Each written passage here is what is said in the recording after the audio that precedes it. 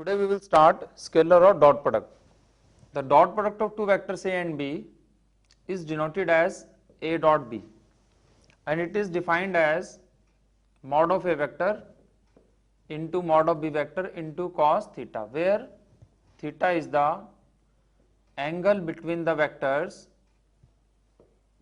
A vector and B vector. That is, theta is equal to A vector angle B vector.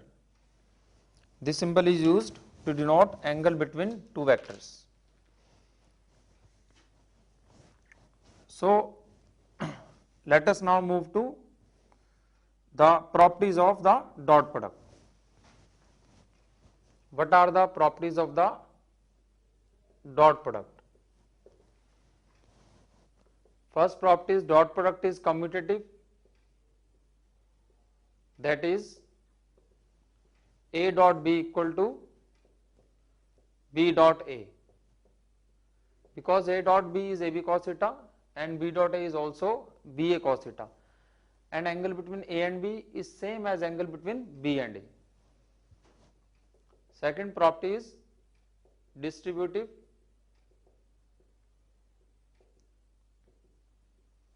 A dot B plus C is equal to A dot B plus A dot C. So the dot is distributive over addition. ये dot bracket के अंदर distribute हो जाएगा, पहले ये dot B के साथ जाएगा, फिर ये डॉट सी के साथ जाएगा, तो डॉट दोनों में डिस्ट्रीब्यूट हो जाएगा. This is called the distributive property. Now what will be the value of I dot I? तो इस डेफिनेशन के हिसाब से आई डॉट आई क्या होगा? आई का मॉड यानी कि 1 इंटू आई का मॉड यानी कि 1 into cos of the angle between i and I. तो आई और आई के बीच में एंगल क्या होगा? 0. सो कॉस 0 क्या होगा? 1. सो this will be 1. Similarly J dot J भी 1 होगा एंड के डॉट के भी 1 होगा. Now what will be I dot J?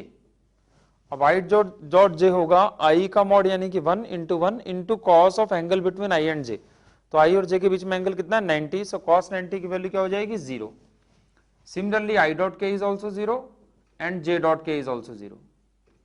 So we can say that the dot product between two non-zero vectors is 0, then they are perpendicular. So this is the next property of the dot product. If A dot B is equal to 0, then what will happen? A dot B 0 means A into B into cos theta equal to 0. So that means either A equal to 0 or B equal to 0 or cos theta equal to 0. So either A equal to 0 or B equal to 0 or cos theta 0 किस angle पे होगा? 90 degree पे. So theta equal to 90 degree. So we can say that if the dot product of two vectors is 0, then either these are 0 vectors, and if they are non-zero vectors, then they must be perpendicular. So if angle between vectors is 90, then the dot product is 0. Now we come to the fifth property. If A vector is A1 I cap plus A2 j cap plus A3 k cap and B vector is B1 I cap plus B2 j cap plus B3 k cap, then what will be the value of A dot B? Then A dot B will be equal to A1 I cap plus A2 j cap plus A3 k cap dot B1 I cap plus B2 j cap plus B3 k cap. Now according to the distributive property, this will be equal to A1 I cap dot B1 I cap plus B2 j cap plus B3 k cap plus A2 j dot B1 I cap plus B2 j cap plus B3 k cap plus A3 k cap dot B1 I cap plus B2 j cap plus B3 k cap. So this will be equal to, now what will be the value of I dot I? I dot I will be 1, so this becomes A1 B1. What is the value of I dot j? I dot j, I and j are perpendicular vectors, so I dot j is 0. So this becomes 0. What will be I dot k? This is also 0. Similarly, from the second expression we will get 0 plus A2 B2 plus 0. So this becomes A2 B2. Similarly, from the third row we will get A3 B3. So we can say that the dot product of two vectors can be written as A1 B1 plus A2 B2 plus A3 B3. This expression we will use in further problems. Now, as we know A dot B is equal to AB cos theta, so we can also say that cos theta equal to A dot B by AB, or you can say mod of A and mod of B. This formula will be used for finding the angle between the two vectors. If we have been given two vectors, then we can find angle between the vectors with the help of this formula. Then if angle between two vectors A and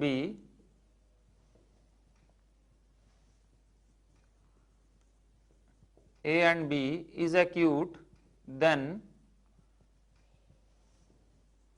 A dot B must be greater than 0, because what is the value of A dot B? A dot B is AB cos theta. If theta is acute, then cos theta will be positive, A will be positive, B will be positive, so A dot B will be positive. And if the angle between A vector and B vector is obtuse, then obviously if the angle is obtuse, then it will lie between 90 degree and 180 degree. So the angle will lie in the second quadrant, and in the second quadrant cos theta will be negative. So A dot B will be negative. This we have to remember. If angle between two vectors is acute, then the dot product is positive, and if the angle is obtuse, then the dot product will be negative. Now let us move to the geometrical significance of the dot product. Geometrical significance of the dot product, which is basically the projection. Let's say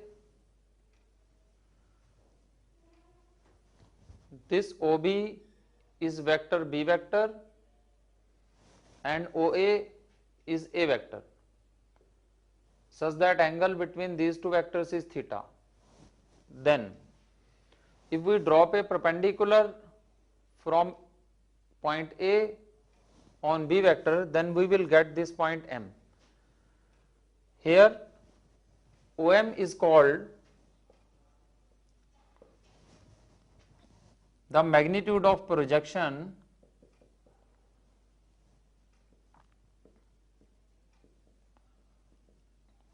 of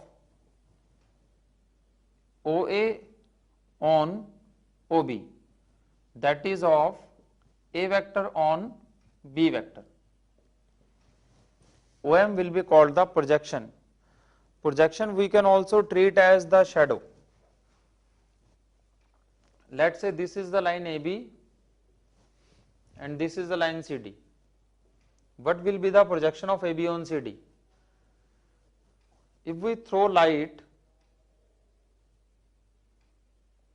on this AB rod, then what will happen? The light will cross these points, but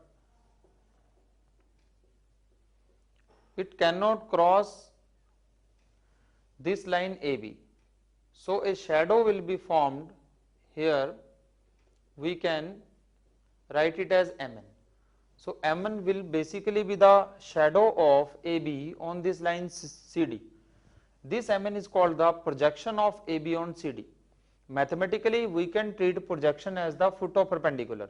you can easily see that M is the foot of perpendicular from point A on this line CD, and N is the foot of perpendicular from point B on this line CD.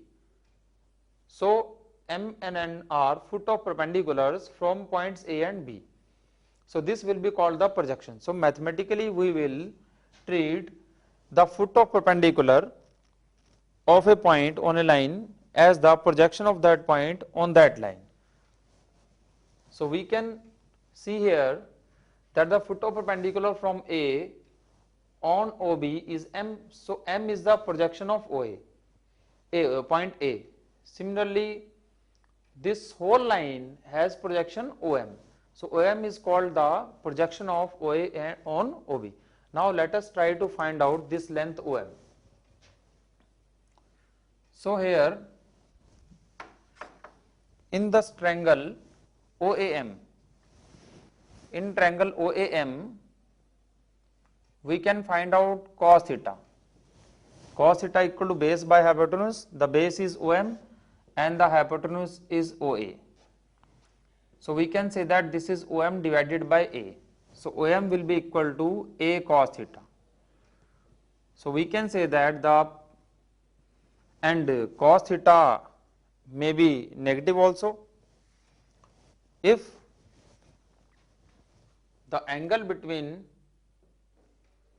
A and B is more than 90 degree, then this cos theta, value of cos theta will be negative, but OM is distance, so it cannot be negative. So we have to use mod of cos theta equal to base by hypotenuse. So we can say that OM is equal to mod of A cos theta. This is called the magnitude of the projection of A vector on B vector. So this is the formula for magnitude of projection of A vector on B vector is equal to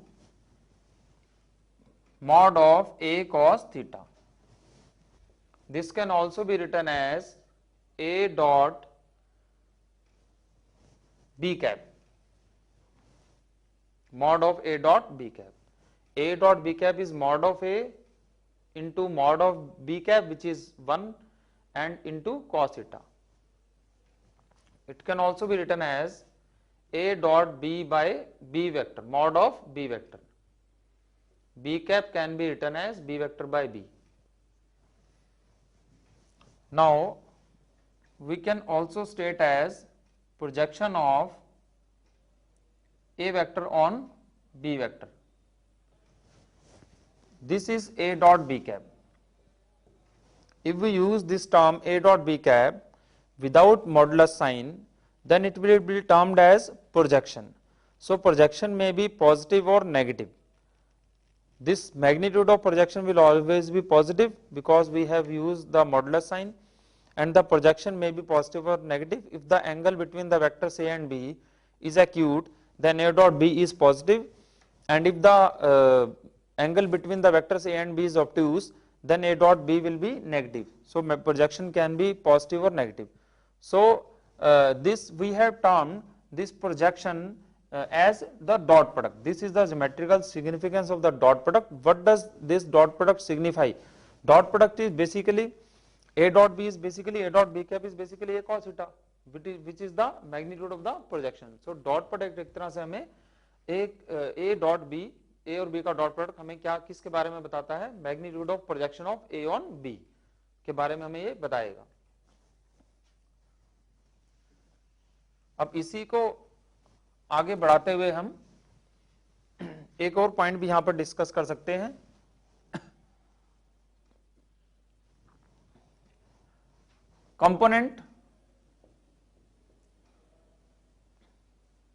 components of ए, ये topic भी हम यहीं से discuss कर सकते हैं. We can write here as a vector as OM plus MA by the triangle law of vector addition. Triangle law of vector addition से हम ए वेक्टर को क्या लिख सकते हैं? OM plus MA. ए वेक्टर इन दोनों वेक्टर्स के सम के इक्वल टू है, but this OM vector is along B vector and this MA vector is perpendicular to B vector. So we can say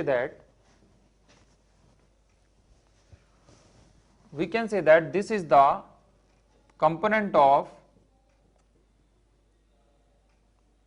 A vector along B vector, and this is the component of A vector perpendicular to B vector. A vector इन दो vector से बना है, सो ये दोनों इसके component कहलाएंगे। Component का यही मीनिंग होता है, अगर किसी वेक्टर को हम ब्रेक कर सकते हैं 2, 3, 4, 5 एनी नंबर ऑफ वेक्टर्स में, तो वो सब वेक्टर्स इसके कंपोनेंट कहलाएंगे। और OM है component along B and MA है कंपोनेंट परपेंडिकुलर टू B।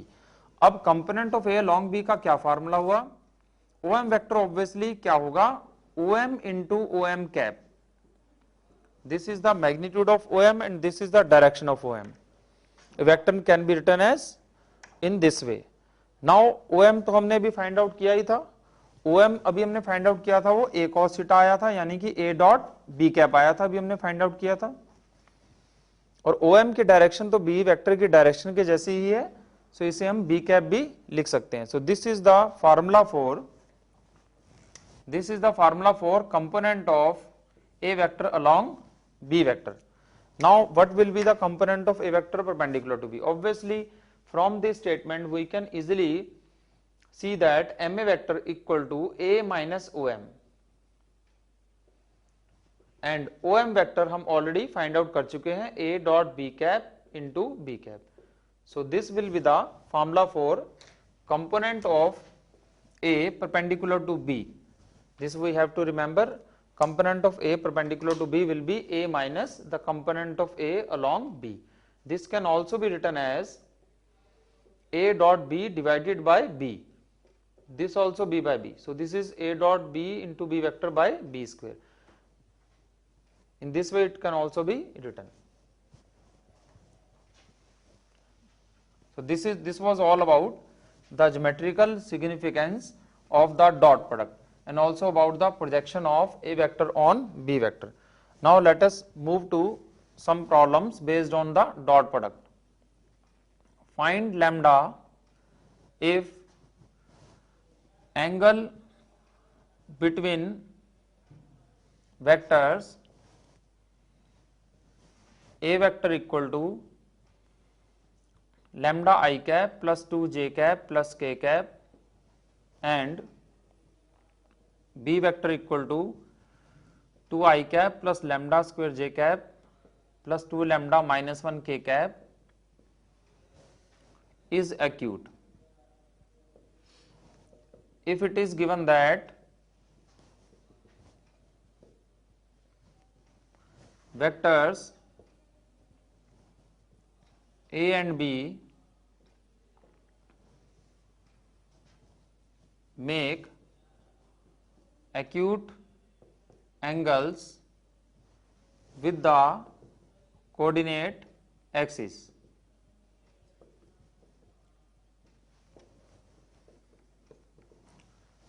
तो फर्स्ट ऑफ ऑल हम इस कंडीशन को यूज कर लेते हैं कि ए वेक्टर कोऑर्डिनेट एक्सिस के साथ एक्यूट एंगल फॉर्म कर रहा है।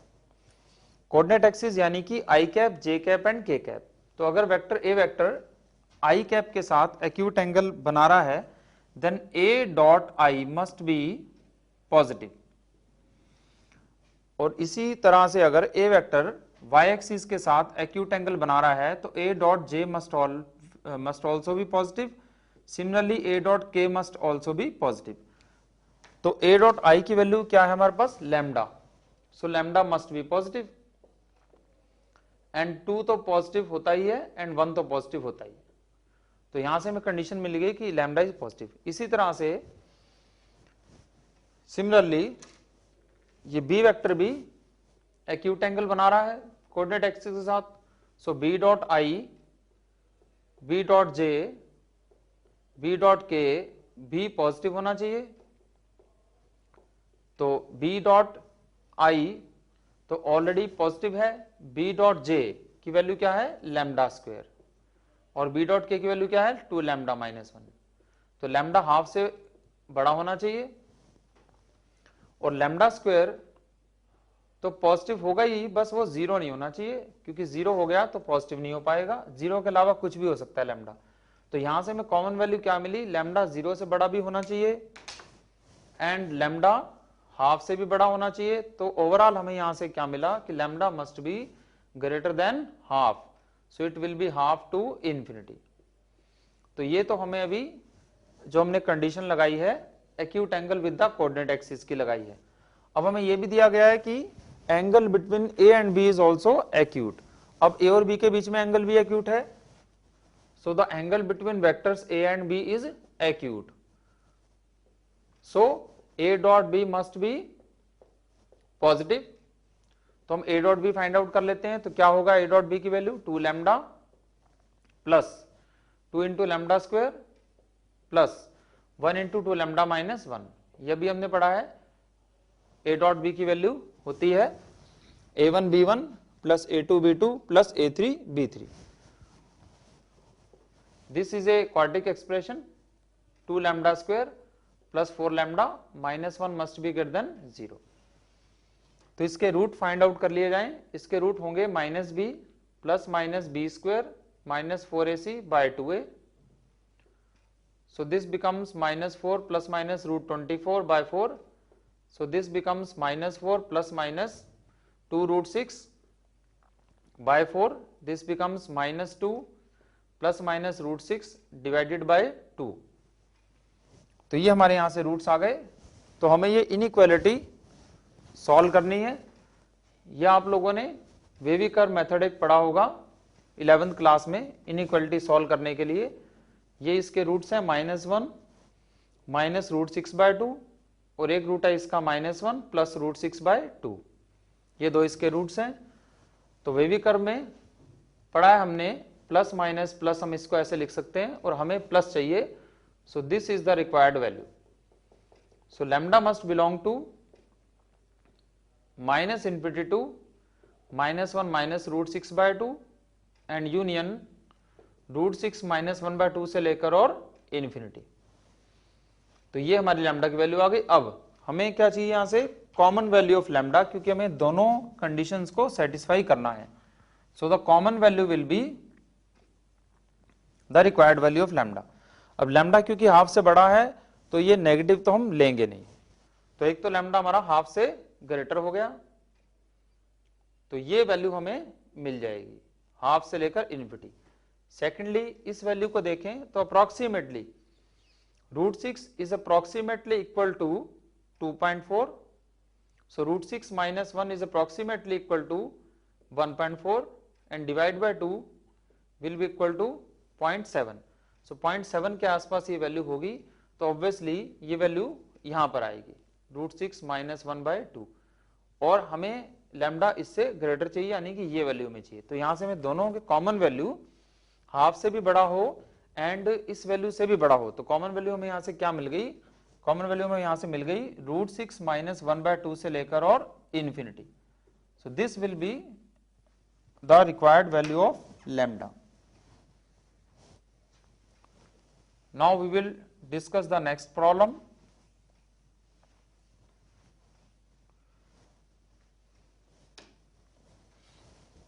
If mod of A vector equal to 3, mod of B vector equal to 5 and mod of C vector equal to 7, such that A vector plus B vector plus C vector equal to 0, then find the angle between the vectors A and B। A and B के बीच में angle हमें find out करना है।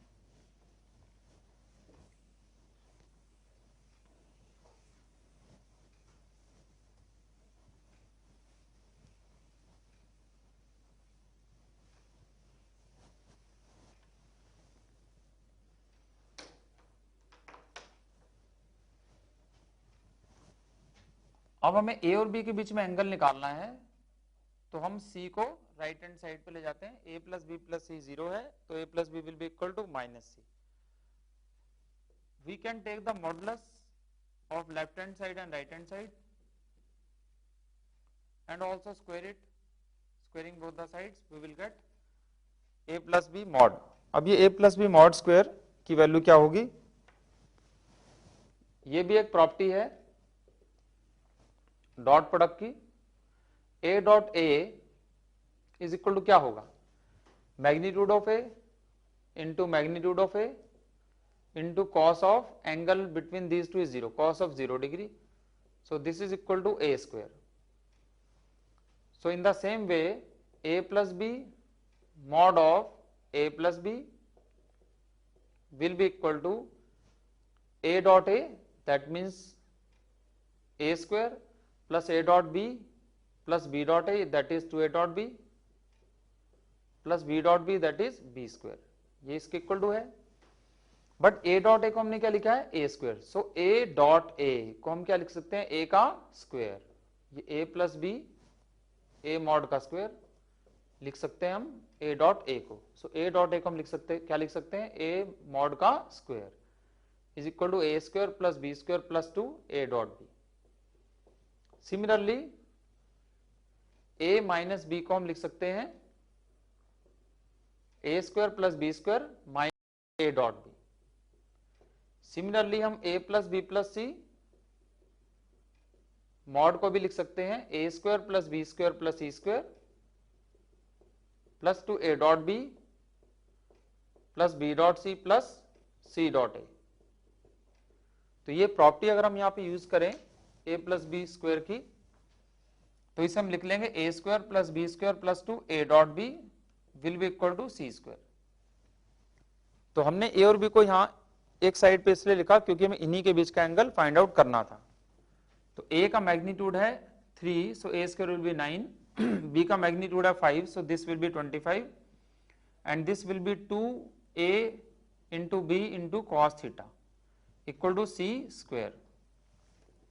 सो cos theta becomes, this is 49, 49 minus 9 is 40 and 40 minus 25 is 15, so 15 divided by, and this is 6 into 5 30, so cos theta becomes half, so theta will be equal to 60 degree। So we can say that the angle between the vectors a and b can be written as pi by 3, 60 degree, that is pi by 3। तो हम next question discuss करेंगे, but उससे पहले you must note all these formulas and you must remember these formulas, these can be used anywhere in the question।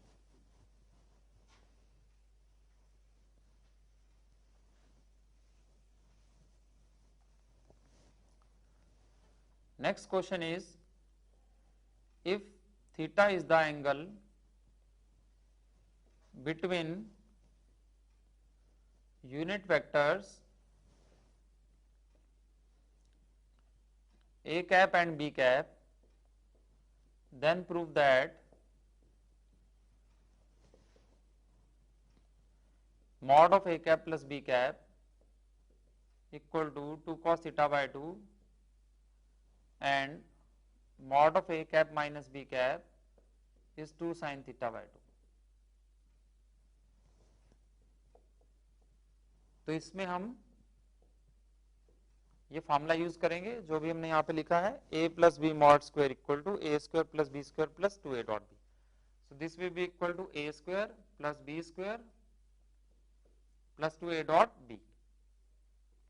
As you know, the magnitude of a unit vector is 1, so mod of a vector will be equal to 1. So this is 1 plus 1 plus 2, magnitude of a into magnitude of b into cos theta. So this becomes 2 plus 2 cos theta। 2 हम common ले लें तो हमें मिलेगा 1 plus cos theta, and 1 plus cos theta is 2 cos square theta by 2। So this becomes 4 cos square theta by 2। तो ये value हमें किसकी मिली, a cap plus b cap square की वैल्यू मिली 4 कॉस स्क्वायर थीटा बाय 2। अब इसका अगर हम स्क्वायर रूट ले लें बोथ साइड्स पे, तो हमें लेफ्ट हैंड साइड पे क्या मिलेगा, a cap plus b cap मिलेगा, और राइट साइड पे क्या मिलेगा, 2 कॉस थीटा बाय 2 मिलेगा। तो ये रिजल्ट हमने प्रूव कर दिया है. This result also you have to remember. This is an important result. You have to remember this. Now let us prove a cap minus b cap equal to 2 sin theta by 2. It can be proved in the very similar way as we did here. A cap minus b cap can be written as a square plus b square minus 2 a dot b. So a dot b is 2 cos theta. So this is 2 into 1 minus cos theta, and 1 minus cos theta can be written as 2 sin square theta by 2. Taking square root on both the sides, we can write this as a minus b mod equal to 2 sin theta by 2. This formula also you have to remember. These two are the formulas which can be used anywhere. So these two formulas must also be remembered. Now we will move to another question.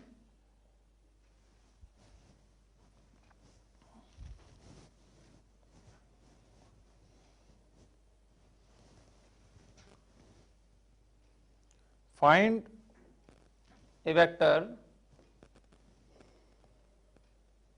parallel to the xy plane and perpendicular to the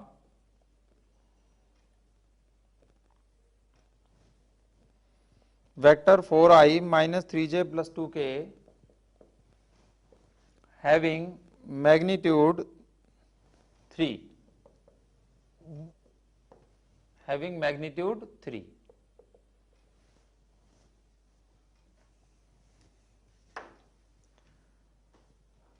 Now we can say if a vector is parallel to the xy plane, then it lies in the xy plane.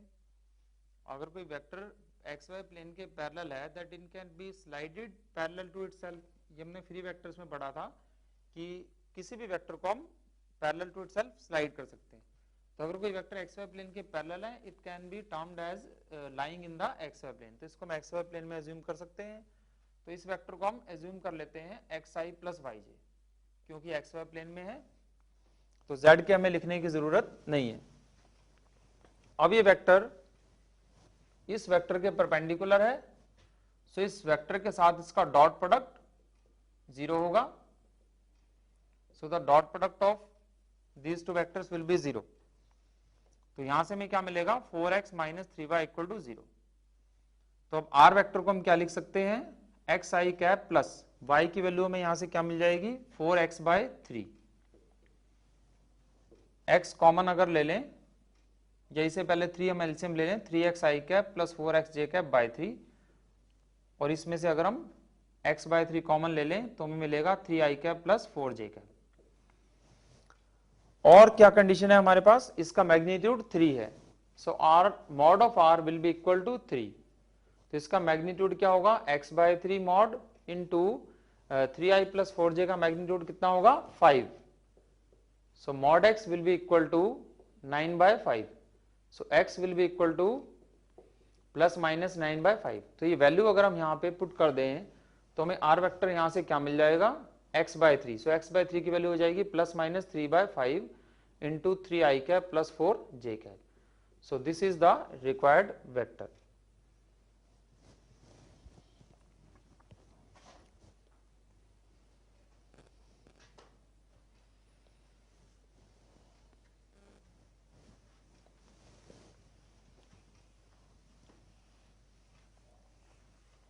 Next problem is if ABC are unit vectors, then find the maximum value of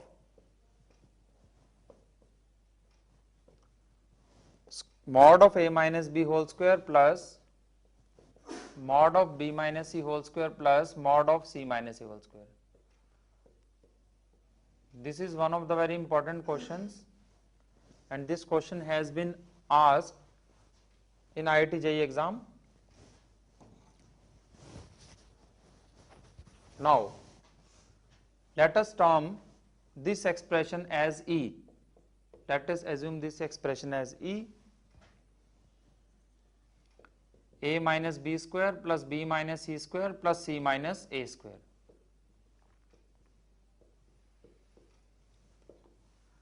So this will be equal to a square plus b square minus 2a dot b.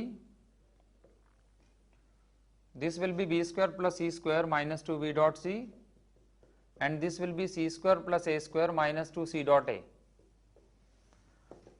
But we have been given that these vectors are unit vectors, so magnitude of a will be 1. So 1 plus 1, 2 plus 1, 3, 4, 5 and 6. So this sums out to be 6. The rest we are left with to a dot b plus b dot c plus c dot a. Now we have to find out the maximum value of e. तो e की maximum value के लिए हमें इस dot product की कैसी value चाहिए, minimum value चाहिए. अब इसकी मिनिमम वैल्यू हम कैसे फाइंड आउट कर सकते हैं. a डॉट b तो cos थीटा ही होगा, बिकॉज ये यूनिट वेक्टर्स हैं.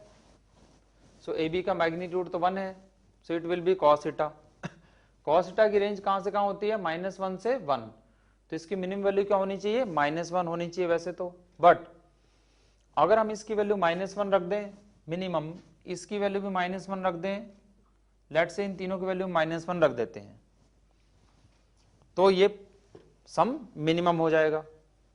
बट इन दैट केस अगर a डॉट b -1 हुआ, then cos theta will be -1, so theta will be 180 degree. अब थीटा अगर 180 हुआ तो a वेक्टर अगर इधर है तो b वेक्टर को यहां जाना पड़ेगा 180 डिग्री एंगल बनाने के लिए. बट हमें b डॉट c भी -1 करना है, तो b और c के बीच में भी 180 एंगल चाहिए. तो b अगर यहाँ है तो c को इधर आना पड़ेगा 180 एंगल बनाने के लिए. But then a dot c -1 नहीं हो पाएगा, क्योंकि a और c तो फिर सेम ही डायरेक्शन में हो जाएंगे, तो इनके बीच में एंगल 0 हो जाएगा. तो फिर तो ये a डॉट c की वैल्यू AC cos 0 यानी कि 1 हो जाएगी, -1 नहीं हो पाएगी. तो ये -1 तो हम यहाँ पर लिख नहीं पाएंगे. तो फिर हमें किसी और मेथड से मिनिमम वैल्यू फाइंड आउट करनी पड़ेगी, जैसे कि we know that a plus B plus C mod whole square is always greater than equal to 0, squared quantity. This is always non negative, greater than equal to 0.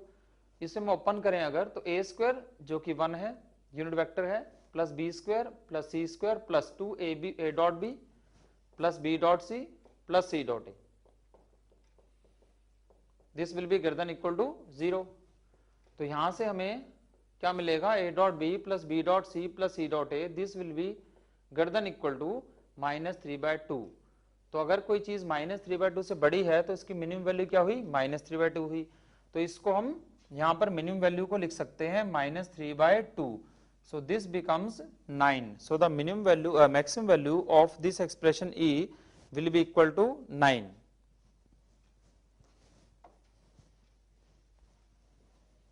So let us move to the next question. Find projection of a vector equal to 2i minus j on b vector equal to -3i plus j plus 5k.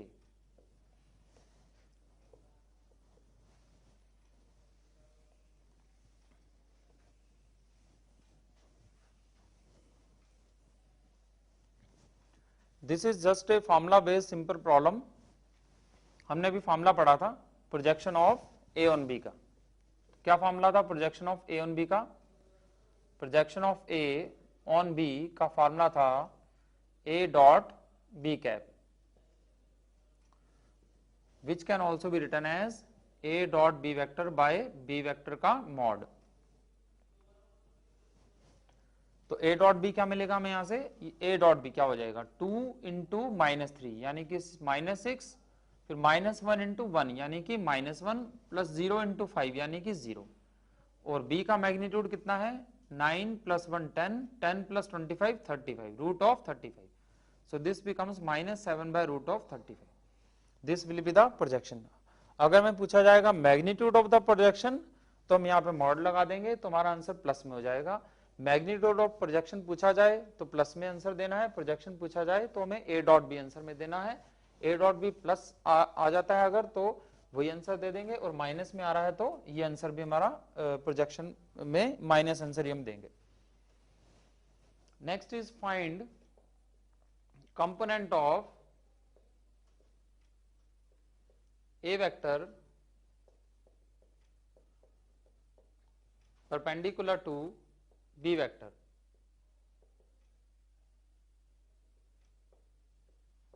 Perpendicular to B vector. This is also a simple formula based question. ये भी हमने formula पढ़ा था, component of A perpendicular to B क्या होगा। Component of A perpendicular to B क्या होगा, A minus component of A along B, A minus component of A along B, ये फॉर्मूला भी हमने पढ़ा था। तो component of A along B का फॉर्मूला हमने क्या पढ़ा था, वो हमने पढ़ा था A dot B cap into B cap. तो हमने ये ए डॉट बी कैप, ये मैंने same A and B vectors लिए हैं, तो ए डॉट बी कैप तो हमने अभी यहाँ पे फाइंड आउट किया ही है, तो यही वैल्यू हम यहाँ पे यूज कर लेते हैं। तो ए डॉट बी कैप हमारा कितना हो गया, -7/√35, एंड बी वेक्टर हमारा क्या हो गया, B vector by mod of B, and mod of B कितना है 9 + 1 10√35। तो ये क्या मिलेगा हमें 35 A vector plus 7 B vector by 35।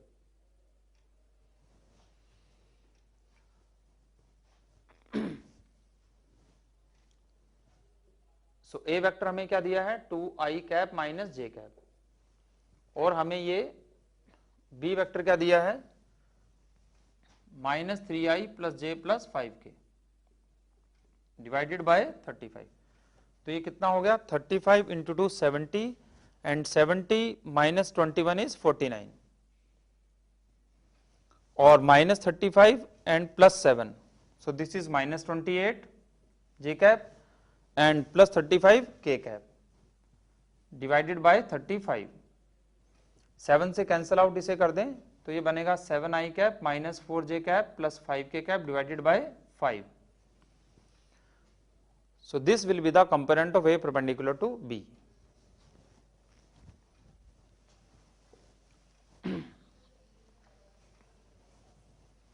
Next question is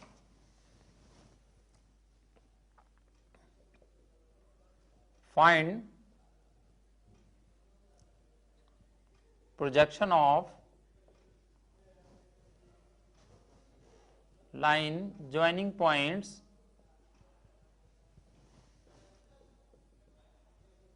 A120 and B3-14 on a line which is equally inclined with the coordinate axis.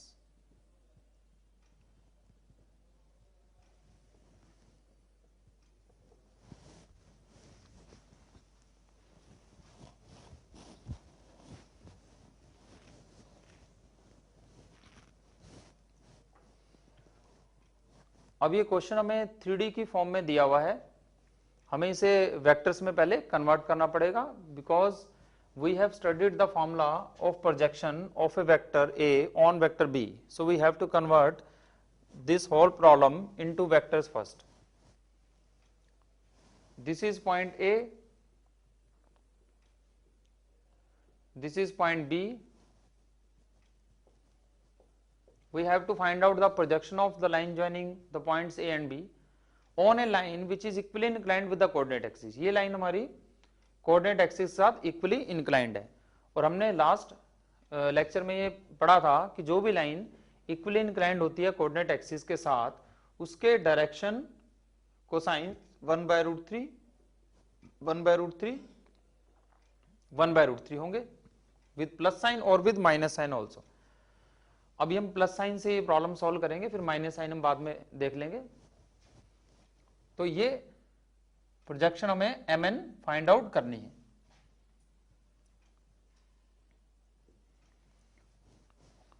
सो हमें क्या find out करना है, projection of A B vector on this mn line, ये find out करना है। तो इसको हम लिख सकते हैं a डॉट बी कैप, जो कि हमने फॉर्मूला भी किया है, projection of A on B होता है a डॉट बी कैप। अब यहां पे हमें ये नहीं पता है कि हमें ए बी वेक्टर लेना है या बी ए लेना है, तो हम मैग्नीट्यूड ऑफ प्रोजेक्शन यहां पर बताएंगे। मैग्नीट्यूड ऑफ प्रोजेक्शन हम यहां बता देंगे, क्योंकि हमें ए और बी की डायरेक्शन नहीं पता है, ए से भी जाना है या बी से ही जाना है। So this becomes AB vector dot Mn vector by mod of Mn.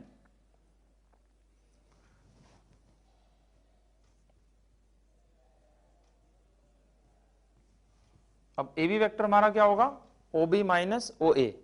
AB vector will be equal to OB minus OA। So OB minus OA कितना हो गया, 3 minus 1, that is 2i cap, then minus 1 minus 2, so this is minus 3j cap, and 4 minus 0, so that is 4k cap dot, ये mn vector हमारा क्या हो गया, ये अगर हम 1/√3 1/√3 1/√3 से फॉर्म करते हैं वेक्टर, तो ये तो ऑलरेडी यूनिट वेक्टर ही है, तो हम mn कैप भी डायरेक्टली लिख सकते हैं, i cap plus j cap plus k cap by √3,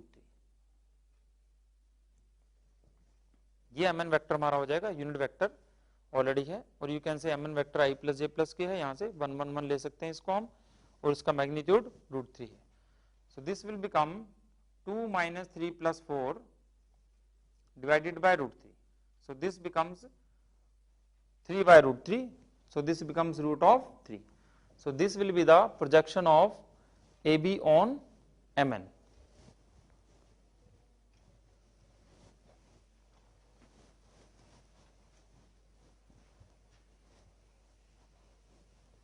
Next, we will move to a property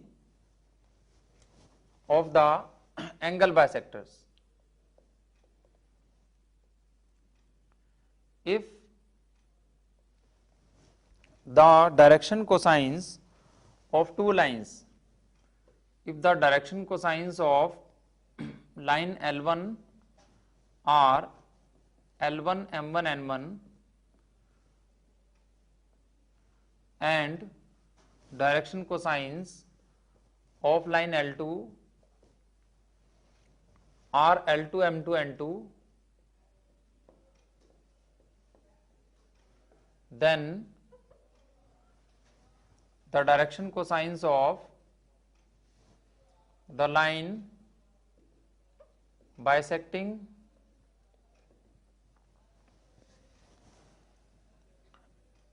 angle between the lines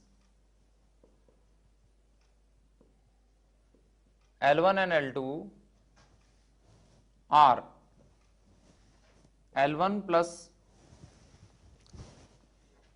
L2 by 2 cos theta by 2, M1 plus M2 by 2 cos theta by 2, N1 plus N2 by 2 cos theta by 2.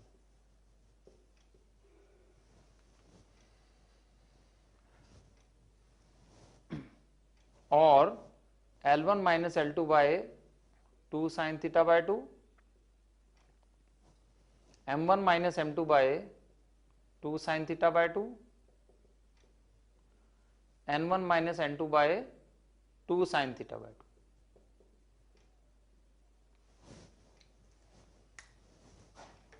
Now how to prove this result?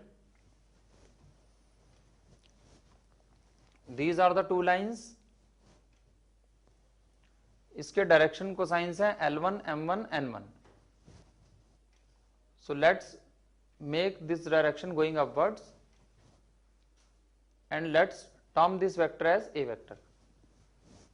So a cap may be written as L1 I cap plus M1 j cap plus N1 k cap. Let's write down, this was line L1. Let's take line L2 as B vector.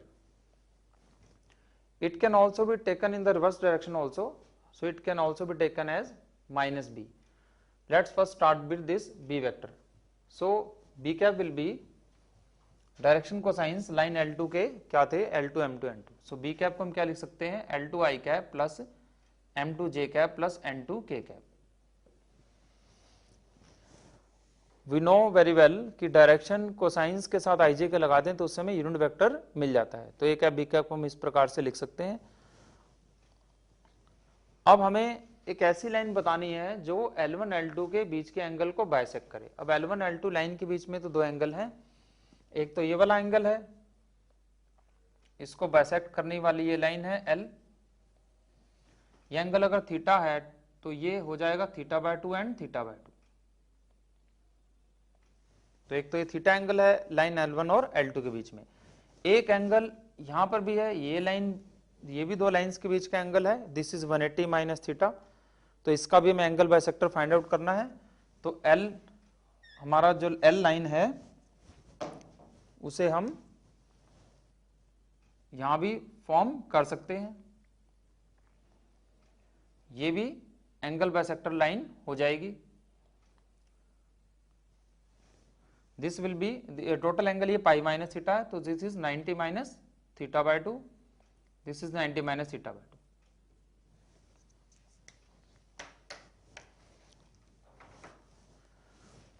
तो ये दो lines हमें find out करनी है. तो पहले हम ये, इसे हम L डैश का नाम दे देते हैं. तो पहले हम L लाइन के बारे में बात कर लें. तो L लाइन के अलोंग अगर कोई वेक्टर लिखना चाहें तो वेक्टर कौन होगा, vector along line L is, ये हमने लास्ट क्लास में पढ़ा था कि A और B वेक्टर का एंगल बाइसेक्टर को कैसे लिखा जा सकता है, lambda A cap plus B cap. The angle bisector, the vector bisecting the angle between A vector and B vector may be written as lambda A cap plus B cap. So इसे हम कैसे लिख सकते हैं, और अगर हमें ये यूनिट वेक्टर लिखना हो तो उसे हम कैसे लिखेंगे. यूनिट वेक्टर में हमें लैम्डा की तो जरूरत है नहीं, इसको हम इसके मैग्नीट्यूड से डिवाइड कर देंगे तो ये यूनिट वेक्टर फॉर्म हो जाएगा. सो ये वेक्टर हमारा क्या हो जाएगा, A cap plus B cap अगर हम ऐड करें तो क्या मिलेगा हमें, L1 plus L2I plus M1 plus M2J plus N1 plus N2K, ये वेक्टर में मिलेगा. और A cap plus B cap हमने अभी फॉर्मूला पढ़ा था आज ही इसी क्लास में कि A cap plus B cap क्या होता है, 2 cos थीटा बाय. अब ये वेक्टर जो है लाइन L के लॉन्ग, ये कौन है, यूनिट वेक्टर है. और हमें ये पता है कि यूनिट वेक्टर में जो भी बात होता है वो कौन होते हैं, डायरेक्शन कोसाइंस होते हैं. तो ये IJ के साथ जो भी हमें चीजें नजर आ रही हैं ये कौन है, डायरेक्शन कोसाइंस.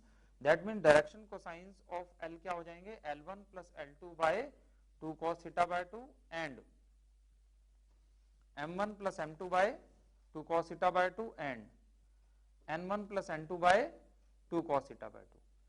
तो ये हमने प्रूव कर दिया कि इसके डायरेक्शन कोसाइंस ये हो जाएंगे. अब हमें इसमें ये L डैश की अगर बात की जाए तो ये अगर A वेक्टर है, ये B वेक्टर है, तो ये एक तरह से A और B के बीच के एंगल का एक्सटर्नल एंगल बाइसेक्टर है. और हमें पता है कि इंटरनल एंगल बाइसेक्टर को तो हम lambda A cap plus B cap लिखा करते हैं और एक्सटर्नल एंगल बाइसेक्टर को हम क्या लिखा करते हैं, lambda A cap minus B cap. तो अगर A cap minus B cap हम लिखेंगे यहाँ पर तो ऑब्वियसली में L1 प्लस L2 के प्लेस पे L1 माइनस L2 मिलेगा. तो ये रिजल्ट हमें यहाँ से मिल जाएगा, L1 minus M2, M1 minus M2 and N1 minus N2. और यहां हमने लिखा है A cap plus B cap का मॉड जो कि 2 cos थीटा बाय 2 था. पर हमें अगर L डैश लाइन चाहिए तो हम लिखेंगे A माइनस B का मॉड जो कि क्या होता है 2 sin थीटा बाय 2. तो रिजल्ट, ये रिजल्ट भी हमें इसी तरह से मिल सकता है जैसे हमने इस रिजल्ट को प्रूव किया है.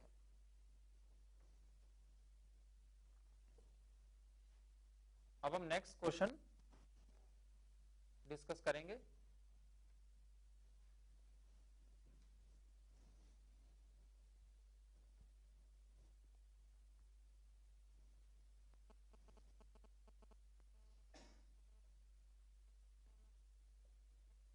show that acute angle between any two diagonals of a cube is cos inverse 1/3.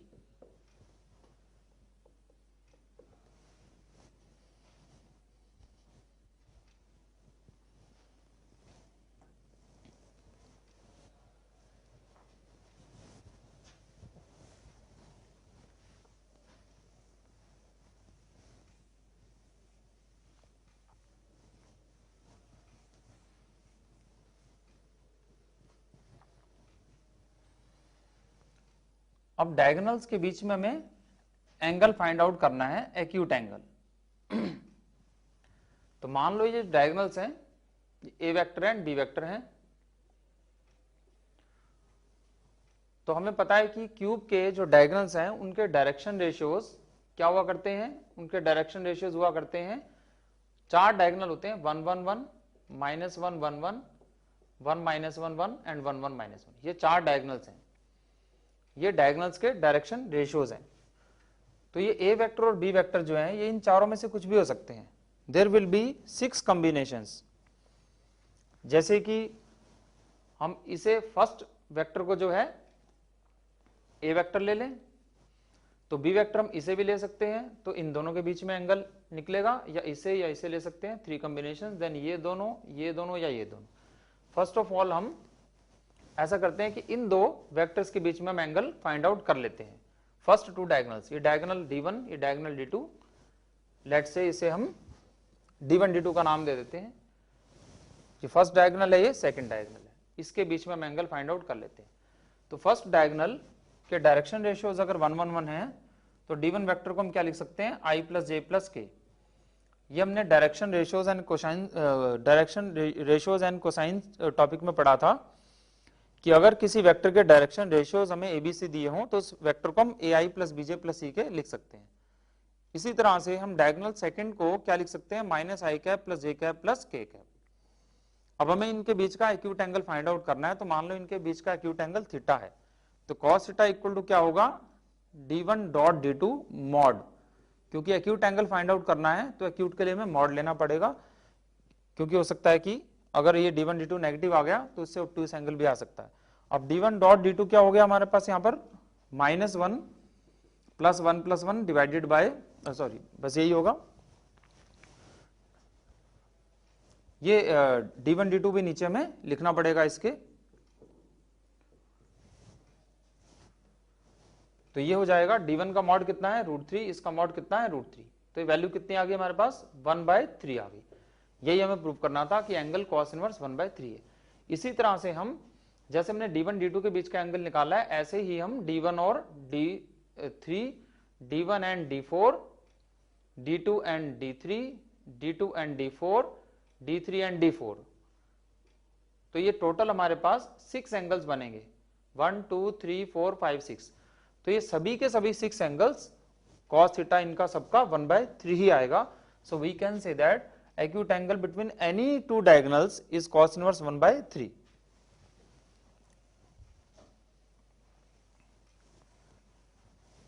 Now let us find out expression for angle between 2 lines, or you can say that acute angle between 2 lines. Acute angle between 2 lines.